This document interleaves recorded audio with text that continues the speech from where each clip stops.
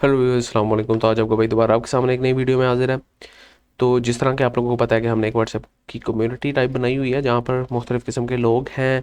कुछ टेक्निकल हैं, कुछ नॉन टेक्निकल हैं, कुछ ख़वातीन हैं जिन्होंने भी स्टार्ट किया है, कुछ हाउस वाइफ्स हैं, कुछ जॉब वाले लोग हैं, कुछ बिजनेसमैन हैं। तो सारे वहाँ पर आपस में मिल बैठ के स्टॉक मार्केट को डिस्कस करते हैं। और अगर मुझे कोई अच्छी ट्रेड कॉल दिखती है तो मैं वहाँ पे ट्रेड कॉल भी शेयर कर देता हूँ।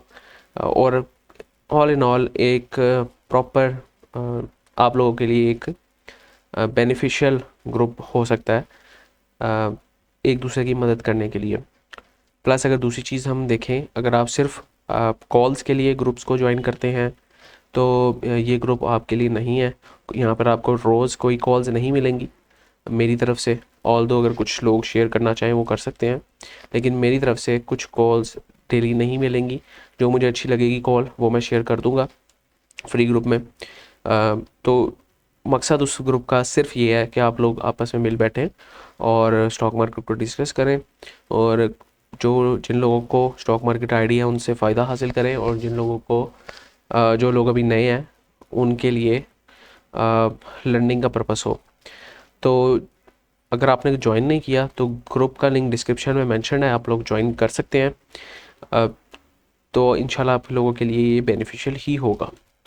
अच्छा, तो let's dig into the topic जो अब हमें स्टार्ट करना है। टॉपिक हमारा क्या है? हमारा है टॉपिक जनाब बिग बर्ड फूड लिमिटेड। इसके बारे में हम जो डिस्कस करने वाले हैं वो है कि जो इसने रीसेंट ब्रेकआउट दिया है, और क्या वो ब्रेकआउट ओरिजिनल ब्रेकआउट है कि नहीं, क्या ये ब्रेकआउट फेल तो नहीं होगा, और अगर फेल होगा तो इसको कौन से लेवल्स पे हमें मिले तो हम इसको एक्यूमुलेट कर सकते हैं, और इसकी क्या वजह है। अच्छा, अगर हम रिसेंटली देखें, रिसेंटली जो इसका जो ट्रेंड था वो कुछ इस तरह का ट्रेंड था, जो कि इसने फ़िलहाल उस ट्रेंड को ब्रेकआउट दी है। अगर हम आवरली में शिफ्ट करें, आवरली में थोड़ा सा हमें जो एक क्लियर पिक्चर दिखेगी, उससे हमें यही पता लगता है कि ये जो एक डाउनवर्ड ट्रेंड स्टार्ट हुआ था, वो अभी थोड़ा थम रहा है। तो अगर हम यहाँ पर आरएसआई की तरफ भी जाएं, तो आरएसआई में भी हमें जो पता लग रहा था कि आपका जो प्राइस है वो नीचे जा रही है, बट सिग्निफिकेंटली आपकी जो आरएसआई है वो बढ़ना स्टार्ट हो गई थी।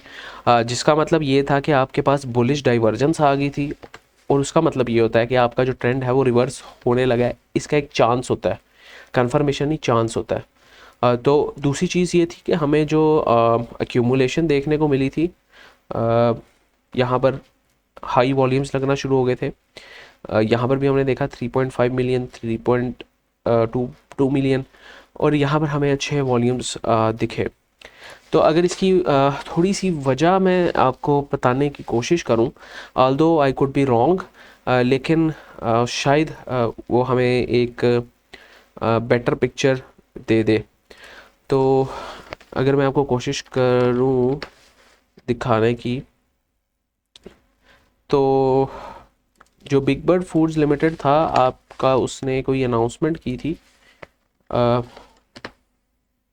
तो उसके बारे में हम बात कर लेते हैं। तो जो कंपनी अनाउंसमेंट्स हैं उसमें अगर हम देखें, तो जो इसने रिसेंट मटेरियल इन्फॉर्मेशन दी है, उससे क्या पता हमें थोड़ा एक आइडिया लग जाए। यहाँ पर मेरे ख्याल से मेरा इंटरनेट सही परफॉर्म नहीं कर रहा, और डीपीएस की वेबसाइट भी डाउन है, जिसकी वजह से हमारे पास यहाँ पर ये चीज़ देखने को मिल रही है। खैर, जो इन्फॉर्मेशन थी मैं अपने मोबाइल पे खोल लेता हूँ, मैंने उसका स्क्रीनशॉट लिया हुआ था, तो वो मैं आपको बता देता हूँ। तो इन्फॉर्मेशन जो थी वो थी कि जो बिग बर्ड ने है वो अपना अनाउंस किया था, जो उन्होंने डेप्ट लिया हुआ था उसकी रीपेमेंट। तो उसके बारे में जो आपको डिटेल इन्फॉर्मेशन है वो आपको डीपीएस की वेबसाइट से मिल जाएगी, लेकिन मैं थोड़ा सा एक ओवरव्यू आपको दे दूं कि उसमें था क्या। तो बिग बर्ड ने जो सेपिको से डेप्ट लिया हुआ था, जो कि 458 मिलियन का था, वो डेप्ट एक्चुअली उन्होंने रिकवर कर दिया है।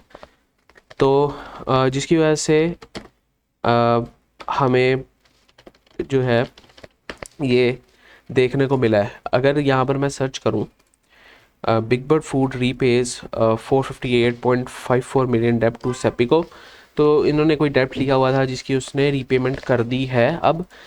तो ये दिसंबर 30 की ख़बर थी, और आज अगर हम देखें जो इसमें अच्छे वॉल्यूम्स लगना शुरू हुए थे, वो भी हमें तकरीबन तकरीबन जो है दिसंबर से ही दिसंबर 3 से ही हमारे पास लगना स्टार्ट हुए थे, 30 से, सॉरी दिसंबर 30 को इसमें अच्छे वॉल्यूम्स देखने को मिले। देन दो मज़ीद कैंडल्स बनी जिसमें हमें अच्छे वॉल्यूम्स देखने को मिले। तो मेजर उसके पीछे जो न्यूज़ थी वो यही न्यूज़ थी। तो यहाँ पर ये आर्टिकल आप पढ़ भी सकते हैं, तो इसमें आपको एक अच्छी जो है ओवरव्यू हो जाएगा। बट हम इसके बारे में भी कंसर्न नहीं है, हम कंसर्न है टेक्निकल्स के बारे में। तो टेक्निकल्स के बारे में मैं आपको इसी स्क्रिप्ट का एक अनदर वर्जन दिखाना चाहूँगा जो कि हमारे पास NRL में देखा गया था। अगर मैं यहाँ पर ही बात करूँ तो कुछ इस तरह की सिचुएशन NRL में भी बनी थी। यहाँ पर हमें एक ब्रेकआउट देखने को मिला था एग्जैक्टली यहाँ पर, और ट्रेंड ऑब्वियसली यहाँ पर एक डाउन ट्रेंड था, अच्छे खासे डाउन ट्रेंड में एक हायर हाइज हायर लोज बनाता हमें दिख रहा था। और चूँकि हमने जो टेक्निकल कोर्स में पढ़ा हुआ है अपने जो हम बना रहे हैं, उसमें कुछ हमने इस तरह की स्ट्रक्चरिंग पढ़ी हुई है ब्रेक ऑफ स्ट्रक्चर्स की और चेंज ऑफ कैरेक्टर्स की, कि जब तक जो है ब्रेक ऑफ स्ट्रक्चर्स हमारे पास होते रहेंगे तब तक वो ट्रेंड कंटिन्यू रहेगा। तो अगर मैं इन लाइंस को रिमूव करूं और थोड़ा सा आपको दोबारा ये कहानी एक्सप्लेन करने की कोशिश करूं, तो ब्रेक ऑफ स्ट्रक्चर्स जो थे हमारे पास वो कुछ इस तरह के हमारे पास बनते थे, और ये हाइज जो हैं वो डिफाइन होते थे। तो इस तरह का कोई हमें एक स्ट्रक्चर बनता दिख रहा था। अगर इसको हम पाथ की सूरत में कन्वर्ट करें, तो इन सिंपल एंड्स को मिलाएं तो हमें कुछ इस तरह का फ्लो दिख रहा था। अगर आपने अभी तक मेरा कोर्स नहीं लिया तो फ्री कोर्स हम बना रहे हैं यूट्यूब पे, आप प्लेलिस्ट में सर्च करेंगे तो आपको मिल जाएगा। तो यहाँ पर हमें पता है कि ब्रेक ऑफ स्ट्रक्चर्स थे, और क्या यहाँ पर हम ब्रेक ऑफ स्ट्रक्चर इसको नहीं मार्क करते क्योंकि हमें कंफर्म नहीं है ये ब्रेक ऑफ स्ट्रक्चर है कि नहीं। तो यहाँ तक हमारे पास एक ब्रेक ऑफ स्ट्रक्चर था, और जो एक रेंज डिफाइन हुई हुई थी वो रेंज थी हमारे पास एक ये लो जो था और एक ये जो हाई था। जब तक इस लो और इस हाई के दरमियान है तो हम इस पर कोई भी डिसीजन नहीं लेते। तो एक ये जो लो हमारे पास ब्रेकआउट दिया इस लो का, तो हमने इसको कहा कि ये हो गया है जनाब आपके पास चेंज ऑफ करैक्टर। तो एग्जैक्टली जब इस हाई का ब्रेकआउट दिया, लोअर हाई का, तो हम इसको कहेंगे ये एक चेंज ऑफ करैक्टर है। मतलब कि आपका एक डाउन ट्रेंड अपवर्ड ट्रेंड में कन्वर्ट हो चुका है। ये NRL की एग्जांपल ले रहा हूँ, इसी को अब मैं एग्जैक्टली मैप करूँगा BBFL पे। तो अगर हमने यहाँ पर देखा तो ये आपका जो लो था ये कंफर्म्ड एक चेंज ऑफ करैक्टर के बाद हायर लो हायर हाई वाली फॉर्मेशन जो हम देखते हैं, ये वो तकरीबन हमारे पास एक लो डिफाइन हुआ। देन नेक्स्ट हमने जब चेंज ऑफ करैक्टर के बाद देखा कि ये छोटा सा हमारे पास एक तकरीबन अगर आप देखें तो ये एक छोटा सा हमारे पास कोई फेयर वैल्यू गैप टाइप बना हुआ था। तो उसको मार्केट ने फिल आउट किया और मार्केट ऊपर चली गई। तो अगर यही हम सिचुएशन देखें तो इसी तरह की कुछ सिचुएशन हमें जो दिख रही है वो BBFL में दिख रही है। तो बिग बर्ड फूड लिमिटेड, अच्छा एक और चीज़ ये है कि जब इसने ब्रेकआउट देने लगा था तो इसके वॉल्यूम्स देखें आप कि इंक्रीजिंग वॉल्यूम्स हो गए थे। इसका मतलब यहाँ पर एक्यूमुलेशन स्टार्ट हो गई थी। अगर हम इसी को मैप करें BBFL पे, तो BBFL में भी कुछ इसी की तरह की हमारे पास सिचुएशन दिख रही है। तो अब हम थोड़ा इसको मज़ीद मैप करते हैं। वीडियो थोड़ी सी लंबी होगी बट आपकी लर्निंग के लिए अगर आप पूरी वीडियो देख सकते हैं तो ज़रूर देखिए। थोड़ा सा अगर इसको हम मैप करने की कोशिश करें तो इसी तरह का कुछ जो स्ट्रक्चर है हमें यहाँ पर भी दिख रहा है, जहाँ पर हमारे बताए हुए तरीके से अगर हम ब्रेक ऑफ स्ट्रक्चर्स और चेंज ऑफ करेक्टर्स ड्रॉ करें तो वहाँ पर हमें एक प्रॉपर एक टाइप ऑफ ओवरव्यू हो जाएगा कि हमारे पाथ क्या है एक तो, और हमारे पास क्या रेंजेस डिफाइंड थी। तो इसी तरह अगर मैं यहाँ पर आपको मैप करने की कोशिश करूँ तो कुछ ये पाथ हमें दिख रहे थे, जिसमें से हमने जो ब्रेक ऑफ स्ट्रक्चर्स को मार्क करना था वो ये था, एक ब्रेक ऑफ स्ट्रक्चर, देन हमारे पास एक ये ब्रेक ऑफ स्ट्रक्चर हुआ, देन हमारे पास एक ये ब्रेक ऑफ स्ट्रक्चर नहीं हुआ क्योंकि कंफर्म नहीं हुआ, इससे मार्केट नीचे नहीं गई। तो ये चीज़ हमें यहाँ पर देखने को मिली। प्लस अगर मैं यहीं पे थोड़ा सा आपको RSI भी दिखाऊं तो यू कैन सी कि RSI भी हमें कुछ इसी तरह का दिख रहा था कि ट्रेंड आपका जो ओवरऑल ट्रेंड है वो डाउन है, लेकिन RSI इंक्रीजिंग होना शुरू हो गया।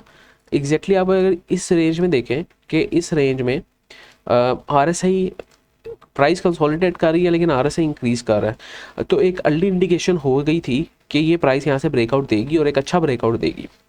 तो अगर यही चीज़ हम यहाँ पर मैप करने की कोशिश करें तो RSI हमें अपवर्ड्स दिख रहा है, और क्या हमें यहाँ पर कंसोलिडेशन बॉक्स या कंसोलिडेशन फेस टाइप दिख रही है कि जब RSI हमारा ऊपर जा रहा था तो हमें क्या इस तरह की कोई सिचुएशन यहाँ पर भी दिख रही है।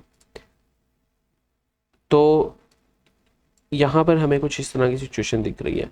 अगेन अगर इसी के रिलेटिवली एक बॉक्स भी मार्क करें तो वी कैन सी के एक सिग्निफिकेंट इंक्रीज हमें यहाँ पर देखने को मिला है RSI में।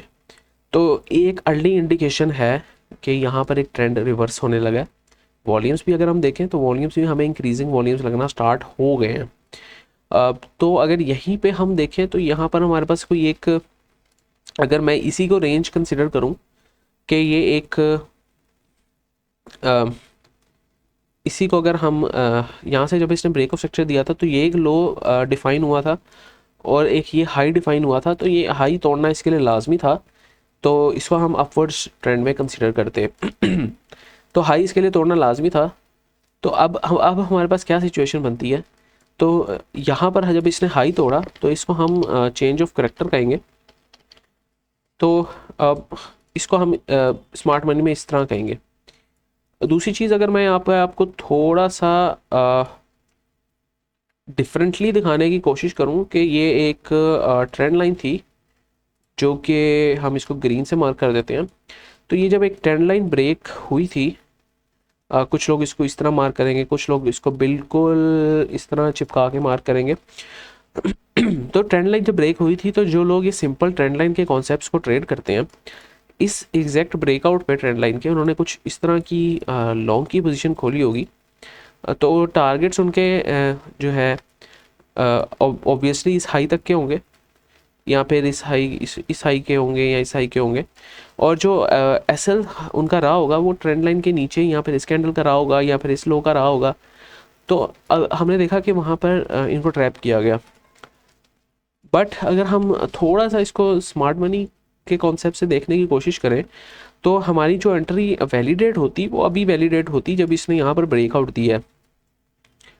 तो यहाँ पर एग्जैक्टली जो कुछ रेंजेस बनती हैं, जो इम्पोर्टेंट रेंजेस बनती हैं मेरी नज़र में, वो मैं मार्क कर देता हूँ।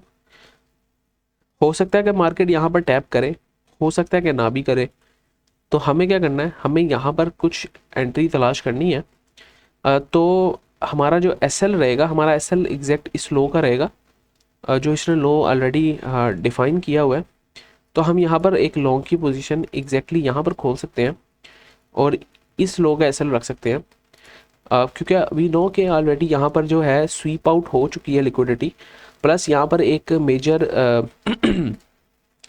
वैल्यू जोन बना हुआ था, तो वहाँ से भी उन्होंने वहाँ से भी माल उठा लिया हुआ है। तो जो नेक्स्ट हमारे पास जो सिनेरियो बनता है वो कम से कम हम इस हाई तक का टारगेट रख सकते हैं, इस हाई तक का। तो कम से कम हम इस हाई तक का इसको टारगेट रख सकते हैं। प्लस अगर हम देखें यहाँ पर तो जो हमारी करंट प्राइस है वो कुछ 62.70 के करीब करीब है। तो हमारे पास अगर हमने फोमो से बचना है, चेंज ऑफ करेक्टर तो स्मार्ट मनी के कॉन्सेप्ट में हमारे पास हो चुका है। इसको मैं थोड़ा सा, अगर चले मैं रिमूव नहीं करता इसको प्रॉपर, लेकिन मैं आपको थोड़ा सा एंट्री पॉइंट्स के बारे में बता देता हूँ। तो एंट्री पॉइंट्स को मैं मार्क कर देता हूँ। तो सिनेरियो नंबर 1 और सिनेरियो नंबर 2 में विद हाई रिस्क और हाई रिवॉर्ड के हिसाब से हम इसको देखते हैं। अब जो सिनेरियो नंबर 1 है उसमें जो हमारी एंट्री बनती है वो करंट पोजीशन पे बनती है। तो मतलब करंट प्राइस कर ले, करंट पोजीशन कर ले, उसमें बनती है हमारे पास। जिसका मतलब ये होगा कि आपकी कुछ जो एंट्री रहेगी वो लॉन्ग की सिनेरियो नंबर 1 में वो कुछ रहेगी इस तरह की कि आपने करंट प्राइस पे ली है और एसएल आपका यहीं पे रहेगा। अब आई नो कि एसएल आपका यहाँ पर बहुत ज़्यादा रहेगा, और जो कि आप इसको कह लें कि 11% 12% है। बट इसमें चीज़ ये है कि हम टारगेट्स इस हाई के तो मिनिमम रख रहे हैं, आगे हम अगले हाइस के टारगेट रख लेंगे। लेकिन इर्जा भाई यहाँ पर हमें समझ नहीं आती कि आपने एक डिफ़ाइन तो कर दिया है, लेकिन आपका जो रिस्क टू रिवॉर्ड है वो 0.42 है। मतलब अगर आप $1 का रिस्क ले रहे हैं तो उसके एवज आपको सिर्फ $0.5 मिलेंगे। लेकिन मेरी अप्रोच थोड़ी सी इसमें डिफरेंट है। थोड़ी सी इसमें डिफरेंट होने का मतलब ये है कि अगर आपने करंट प्राइस में एंट्री ली है तो आई एम कंसिडरिंग कि you are not going all into this particular stock. आप इसमें भी सिर्फ 20% ऑफ योर करंट पोजीशन पे 20% ऑफ योर ट्रेड जो आप एक ट्रेड में रिस्क लेते हैं वो डालेंगे। लेट्स से कि आपने 1 लाख की ट्रेड लेनी होती है हमेशा, तो आप उसमें से सिर्फ 20,000 अभी करंट पोजीशन में डालेंगे। तो इसमें क्या हमारे पास फ़ायदा क्या होगा? इसमें फ़ायदा ये होगा कि जो एक ये फेयर वैल्यू गैप बना हुआ है, अगर मार्केट यहीं पे आकर रिवर्स आउट करती है तो आप क्या करेंगे यहाँ पर एग्जैक्टली ये मैं फेयर वैल्यू गैप को थोड़ा सा डिफरेंटली मार्क कर देता हूँ, और ये ऑर्डर ब्लॉक का हमने येलो से मार्क कर दिया और फेयर वैल्यू गैप को हम रेड आउटलाइन कर देते हैं और ब्लू से मार्क कर देते हैं। ठीक है, तो इर्जा भाई इसमें ये क्या आपने किया है ये भी आपको मैं बता देता हूँ। इसमें सिनेरियो ये है कि सपोज आपने इस करंट पोजीशन पे जो 62.7 है यहाँ पर एंट्री ली है, लेकिन जो हमारा स्टॉक है वो आ गया है फेयर वैल्यू गैप के अंदर, जो कि हमारा तकरीबन 58 से 61 के दौरान, तो 58 से 61 के बीच में हमारा ये एक फेयर वैल्यू गैप बना हुआ है। तो अब इर्जा भाई हमने क्या करना है? तो आपने क्या करना है, आपने जो 30% या 40% पोजीशन है वो आपने मेंटेन करनी है फेयर वैल्यू गैप में। अब ये सिचुएशन मैं इसलिए कंसिडर कर रहा हूँ, इसको मैं आपको बाद में एक्सप्लेन करूँगा। अच्छा, अब इर्जा भाई आपने ये भी कह दिया तो आपकी कोई एवरेज यहाँ पर बैठ जाएगी बीच में, तो आपको तकरीबन 1:1 का टारगेट मिलना स्टार्ट हो जाएगा। अब एग्जैक्टली यही मेरी थोड़ा सा कहने का मकसद है कि आपकी जो एवरेज प्राइस है वो नीचे चली जाएगी और जो आपका रिस्क टू रिवॉर्ड है वो ज़्यादा बढ़ जाएगा। अच्छा, अब इर्जा भाई आपने कह तो दिया कि यहाँ पर एंट्री लें, लेकिन अगर वो ऊपर नहीं जाता तो इधर आ जाए, तो आपने एवरेजिंग करनी है, इधर आके कंसोलिडेट करना शुरू हो जाए। लेकिन क्या हो कि अगर ये इस ऑर्डर ब्लॉक को टैप करे जाकर, तो पहले तो इस ऑर्डर ब्लॉक को मार्क कर लेते हैं। OB1 आ रहा है तो इस ऑर्डर ब्लॉक को हम मार्क कर लेते हैं। तो क्या हो कि इस ऑर्डर ब्लॉक को टैप करें तो आपका 56 से 57 की रेंज में आ जाए। तो 56 से 57 की रेंज में आकर अगर इस ऑर्डर ब्लॉक को मार्क करेगा, टैप करेगा, तो हम क्या करेंगे, हम थोड़ा सा और जो अपनी पोजीशन है उसको इंक्रीज़ करेंगे। तो आपने 80% ऑलरेडी पोजीशन ले चुके हैं, तो 20% आप मज़ीद इसमें पोजीशन बनाएंगे तो आपकी एवरेज कहीं यहाँ पर नीचे आ जाएगी। तो इस पोजीशन पे आपकी जब एवरेज आ जाएगी, सॉरी इस पोजीशन पे जब आपकी प्राइस आएगी, और चूँकि ऑर्डर ब्लॉक है तो हमारा जो एसएल रहेगा वो इस लिक्विडिटी का रहेगा जो कि 55 का है।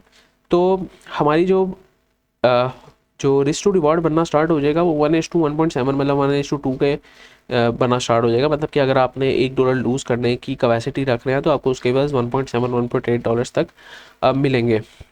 तो ये है हमारा सिनेरियो नंबर 1। ठीक है, अब हम क्या करते हैं, हम जो सिनेरियो नंबर 1 है वो थोड़ा सा रिस्की है, तो मैं यहाँ मार्क कर देता हूँ, यहाँ पे थोड़ा सा हाई रिस्क है क्योंकि इसमें जो आपका कैपिटल है वो थोड़ा ज़्यादा एक ही वक्त पे आप लगा रहे हैं, सॉरी एक ही वक्त में नहीं, आप चंक्स में लगा रहे हैं और नीचे वाली प्राइस पे लगा रहे हैं, तो आपकी एवरेज फिर भी ऊपर ही रहेगी, मतलब तकरीबन इतनी रहेगी या इससे ऊपर रहेगी। बट सिनेरियो नंबर 2 क्या है, सिनेरियो नंबर, अच्छा इसका मोर लाइकली भी हम डिफ़ाइन कर देते हैं। मोर लाइकली मतलब कि चांस कितने हैं कि इसका हिट हो, ये मतलब मोर लाइकली कि आप प्रॉफिटेबल रहें, तो इसका मोर लाइकली हाई है। क्यों? क्योंकि हम करंट पोजीशन पे एंट्री ले रहे हैं और अगर ये यहीं से बाउंस बैक करेगा तो हमारी एंट्री तो ट्रिगर ऑलरेडी हमारी हो रखी है। अगर सपोज इन सिनेरियोज में नहीं भी आएगा तो हमने करंट पोजीशन में 20% ऑलरेडी अपनी पोजीशन ओपन की हुई है, तो मोर लाइकली इसका हाई रहेगा हमारा। जो दूसरा मैं आपको समझाना चाह रहा हूँ, दूसरा सिनेरियो, उसका जो मोर लाइकली रहेगा वो हमारा जो रिस्क रहेगा उसका मीडियम रहेगा।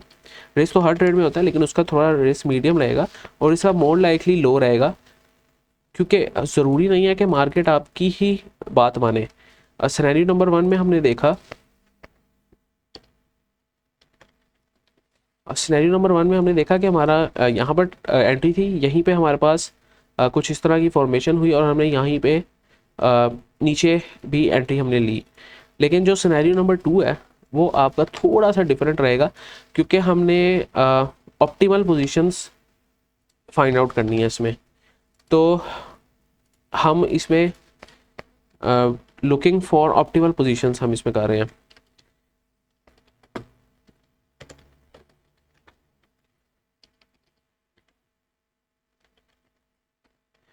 तो हम इसमें क्या कर रहे हैं, ऑप्टिमल पोजीशन बनने का वेट कर रहे हैं, तभी हम इसमें एंट्री लेंगे। लेकिन इसमें हम जो वेट कर रहे हैं, हम इसमें ऑप्टिमल पोजीशन का वेट नहीं कर रहे। तो हम इसमें क्या कर रहे हैं, ऑप्टिमल पोजीशन का वेट नहीं कर रहे, लेकिन इसमें हमारे पास जो है हम ऑप्टिमल पोजीशन का वेट कर रहे हैं। अगेन वीडियो थोड़ी सी लंबी हो रही है लेकिन इसमें आप लोगों का ही फ़ायदा है। तो सिनेरियो नंबर 1 हमारे पास कुछ इस तरह का है जो मैंने आपको बताया। अब सिनेरियो नंबर 2 किस तरह का होगा, ये मैं प्राइसेस को इधर शिफ्ट कर देता हूँ।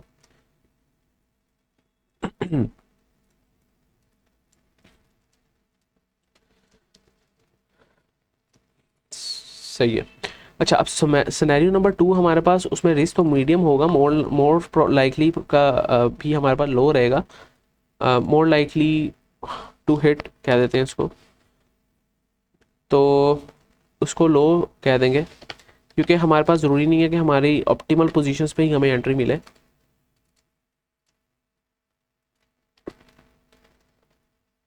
तो अब हम इसमें क्या कंसिडर कर रहे हैं, इसमें हम कंसिडर कर रहे हैं कि करंट पोजीशन में हमने कोई एंट्री नहीं लेनी,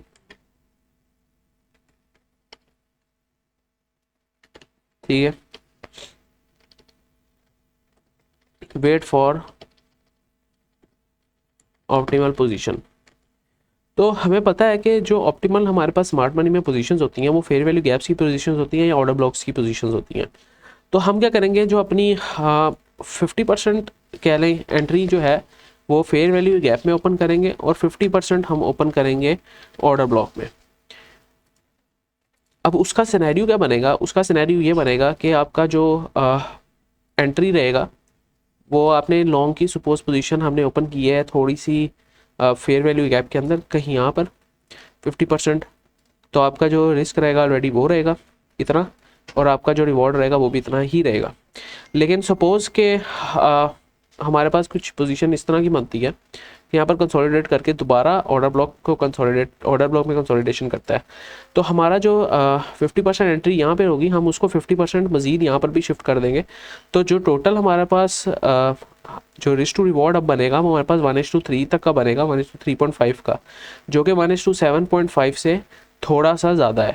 तो ऑब्वियसली हम जब ऑप्टिमल एंट्री तलाश कर रहे हैं तो इसका हमारे पास जो बेनिफिट होगा वो थोड़ा रिस्क टू रिवॉर्ड वाइज वो गुड होगा।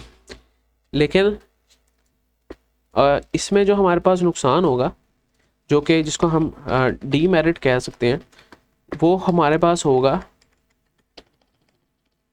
Risk to reward not good. तो या ये दो हमारे पास सिनेरियो बन सकते हैं। तो इसके मुताबिक हमने जो हमें रिस्क वाइज सही लगती है अपॉर्चुनिटी, हमने उसको तलाश करना है। तो उम्मीद करता हूँ आप लोगों को ये समझ आई होगी। और अगर आप लोगों को इस तरह की वीडियोस देखने में इंटरेस्ट है तो आप ज़रूर सब्सक्राइब करें भाई को। और मज़ीद जो इसके टीपीज़ रहेंगे वो मैं आपको वैसे बता देता हूँ। जो अभी इसका करंट पोजीशन पे एंट्री रहेगी ना इस पोजीशन में, तो आपका जो एसएल रहेगा, आपका दोनों सिनेरियो में एसएल जो रहेगा वो 55 रहेगा। तो एसएल आपका 55 ही रहेगा, ठीक है। लेकिन जो टारगेट्स रहेंगे आपके, वो जो TP1 जिसको हम कंसिडर करते हैं, उसको 65.78 भी रख सकते हैं, या TP1 को आप इसको कहीं मिडल में भी रख सकते हैं इस FVG के पास में 61.53 पे। इन केस ये सिनेरियो आपका होता है तो ही। लेकिन अगर आप यहाँ पे नहीं होगा तो ये तो ऑब्वियसली यहाँ से ऊपर जाएगा, तो ये तो आपका TP नहीं रहेगा ना। मैं इन दो सिनेरियोज के बारे में बात कर रहा हूँ। 61.53 रहेगा, दूसरा 65.78 रहेगा। फिर हमारे पास जो है आगे TPs हमें काफ़ी ज़्यादा मिल रहे हैं। इस फेयर वैल्यू गैप पे भी हमें TP मिल सकता है। अच्छा, तो जो तीसरा रहेगा वो आपका 67 तक का रहेगा। तो ये हमारे पास कुछ सिचुएशन है। तो जो लोग ट्रेड्स ओपन करना चाहते हैं वो इस बेस पे अपने ट्रेड्स ओपन कर सकते हैं। दो सिनेरियोज मैंने आपको बताया। तीसरा सिनेरियो क्या होगा कि यहीं से डायरेक्ट ऊपर चला जाएगा। तो जो सिनेरियो 1 वाले लोग होंगे वो तो इससे बेनिफिट ले लेंगे, क्योंकि ऑलरेडी वो 20% करंट पोजीशन पे ओपन कर चुके हैं। लेकिन जो सिनेरियो 2 वाले लोग होंगे वो यहाँ पे रह जाएंगे, क्योंकि वो ऑप्टिमल एंट्री जोन का वेट कर रहे थे। तो उम्मीद करता हूँ आप लोगों को ये वीडियो पसंद आई होगी, मेरा कंपैरिजन पसंद आया होगा। तो अगर तो आप लोगों ने अभी तक चैनल को सब्सक्राइब नहीं किया, मस्ट सब्सक्राइब, लाइक नहीं किया मस्ट लाइक, और अपने दोस्तों के साथ शेयर नहीं किया तो मस्ट शेयर। और कम्युनिटी सेक्शन ज्वाइन नहीं किया, कम्युनिटी सेक्शन कह रहा हूँ, कम्युनिटी हमारी ज्वाइन नहीं की व्हाट्सएप की, तो वो भी ज्वाइन कर लें। नेक्स्ट टाइम के लिए भाई को इजाज़त दीजिए। अल्लाह हाफिज़।